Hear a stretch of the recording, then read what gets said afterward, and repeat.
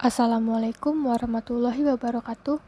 Halo semuanya, saya Putri Pretizenia akan membahas mengenai implementasi logistik di organisasi pemerintah. Sebelum masuk pada implementasinya, kita harus terlebih dahulu mengetahui apa itu manajemen logistik. Nah, manajemen logistik ini merupakan penerapan prinsip-prinsip pada manajemen, yaitu perencanaan, pelaksanaan, dan pengendalian pada efektivitas dan efisiensi kegiatan logistik dengan tujuan supaya pergerakan personil dan barang dapat memenuhi keperluan konsumen. Selanjutnya, adapun tujuan pokok dari manajemen logistik ini terdiri dari 3 bagian, yaitu yang pertama ada tujuan operasional yang mana tersedianya barang atau material dalam jumlah yang tepat dan kualitas yang baik pada waktu yang dibutuhkan. Yang kedua yaitu tujuan keuangan, agar tujuan operasional tersebut dapat tercapai dengan biaya yang rendah. Yang ketiga yaitu tujuan kebutuhan, yang mana agar persediaan tidak terganggu oleh gangguan yang dapat menyebabkan kehilangan atau rusak, pemborosan, penggunaan tanpa hak sehingga dapat mempengaruhi pembukuan atau sistem akuntansi. Selanjutnya yaitu manajemen logistik obat di puskesmas. Yang pertama yaitu pada proses perencanaan obat, yang mana perencanaan obat ini berdasarkan melihat pada pola penyakit, karakteristik pasien, stok puskesmas, pemakaian rata-rata setiap bulan.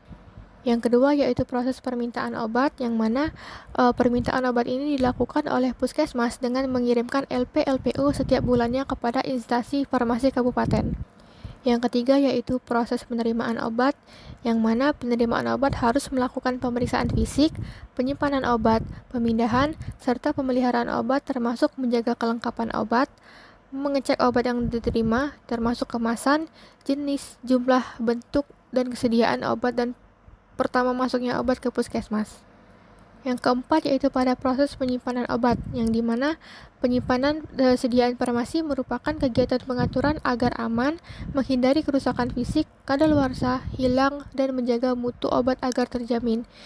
Yang kelima yaitu pendistribusian obat, yang dimana pendistribusian obat ini harus dicatat pada buku pengeluaran barang dan formulir bukti pengeluaran obat yang berisi tentang catatan penerimaan, pemeriksaan obat, juga pengiriman obat oleh subunit. Yang keenam, pada proses pencatatan, pelaporan, dan pengarsipan obat, yang dimana proses ini dilakukan meliputi obat yang telah diterima, disimpan, didistribusikan, dan digunakan pada kartu stok dan LP-LPO. Yang terakhir yaitu pada proses pemantauan dan evaluasi obat.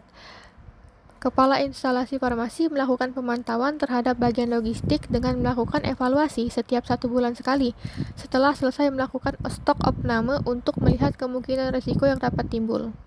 Selanjutnya yaitu ada pengendalian penggunaan logistik di organisasi pemerintah, yang mana pengendalian persediaan adalah suatu kegiatan untuk memastikan tercapainya sasaran yang diinginkan sesuai dengan strategi dan program yang telah ditetapkan, sehingga tidak terjadi kelebihan atau kekurangan atau kekosongan obat pada unit pelayanan, dengan tujuan agar menciptakan keseimbangan antara persediaan dan permintaan. Adapun pengendalian sediaan farmasi terdiri dari yang pertama yaitu pengendalian persediaan, yang kedua pengendalian penggunaan, dan yang ketiga yaitu penanganan sediaan farmasi yang hilang, rusak, dan kadaluarsa. Baiklah, sekian pemaparan materi dari saya. Mohon maaf apabila terdapat kesalahan dalam penyampaian. Saya akhiri. Wassalamualaikum warahmatullahi wabarakatuh. Terima